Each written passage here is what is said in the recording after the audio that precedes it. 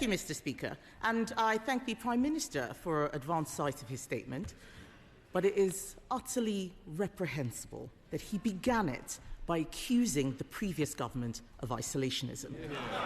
The same Conservative government, the Business Secretary is laughing, just that, we'll tell him, the same Conservative government that led the world in our response to the invasion of Ukraine, that signed a vital strategic alliance in AUKUS.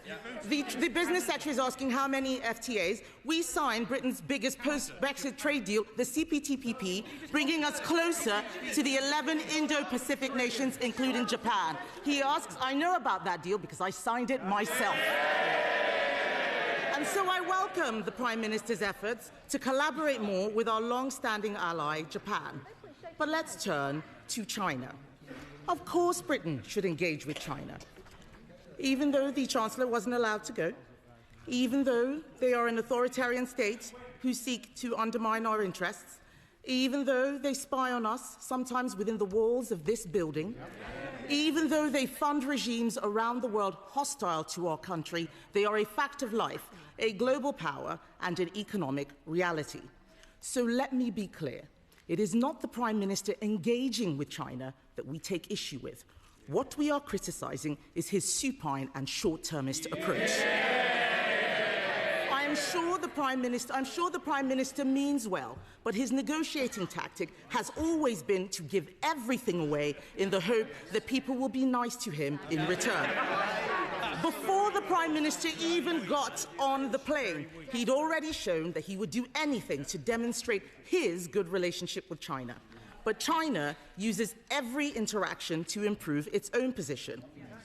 The Prime Minister looked like he enjoyed his trip. In fact, it looked like a dream come true for a man who was virtually a communist most of his life. But apart from the...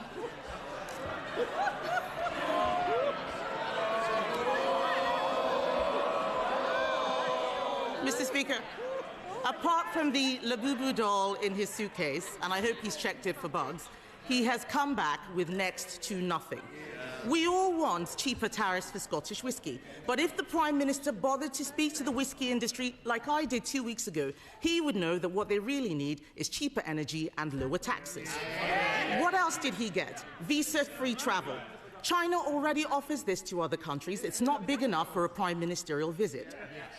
But the worst thing, Mr. Speaker, the worst thing was the Prime Minister claiming a glorious triumph with the lifting of sanctions on 4 Conservative MPs, as if he'd done us a favour. Let me tell him, those MPs were sanctioned because they stood up to China. They stood up against human rights abuses. They stood up against the country spying on our MPs in a way that he wouldn't dare.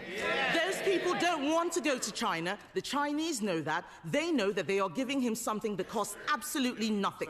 Why can't the British Prime Minister see that? And I say to you, Mr. Speaker, and the whole House, like with the Chagos Islands, the Prime Minister has been played. China is about to build an enormous spy hub in the centre of London, a ransom he had to pay before he could even get on the plane. I would never allow Britain to be held over a barrel like that. Yet again, the Prime Minister has negotiated our country into a weaker position in the world. His entire economic policy is to tax business more, regulate them harder, and make energy so expensive that we deindustrialize. And then we can import Chinese wind turbines, Chinese solar panels, Chinese batteries for electric vehicles, all manufactured in a country that is building a coal-fired power station every other week. Did he speak to them about that? What did his trip achieve for Jimmy Lai? Nothing. Did China promise to stop fueling Putin's war machine in Ukraine? Doesn't sound like it. What did this trip achieve for the Uyghurs who are being enslaved? Absolutely nothing. Have China agreed to stop their relentless cyber attacks? Have they? We all know the answer to that. The reality is that China showed its strength and Britain was pushed around, literally. It is no wonder, Mr. Speaker, that President Xi praised the Labour Party because the Conservatives stood up for Britain. We don't get pushed around. Britain is a great trading nation. Of course we should engage with other countries, even hostile ones. Order. Mr. Kyle, you said to me when you go into China how well you will behave, how you will all be a big Thank you. You're not showing it today. Kemi Badenoch. Mr. Speaker, I'm not worried about the business secretary. The entire business community thinks he's a joke and doesn't know what he's talking about. So, as I was saying, of course we should engage with other countries, even hostile ones, but we need to do so with our eyes open and from a position of strength. And that requires a Prime Minister and a government that puts our national interest first. Mr. Speaker, let me see if I understand her position.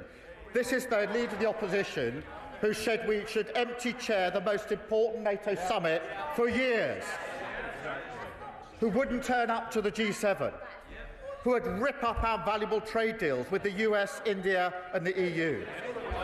This is the Leader of the Opposition who characterised Greenland as a second-order issue, then undermined the government's position on sovereignty.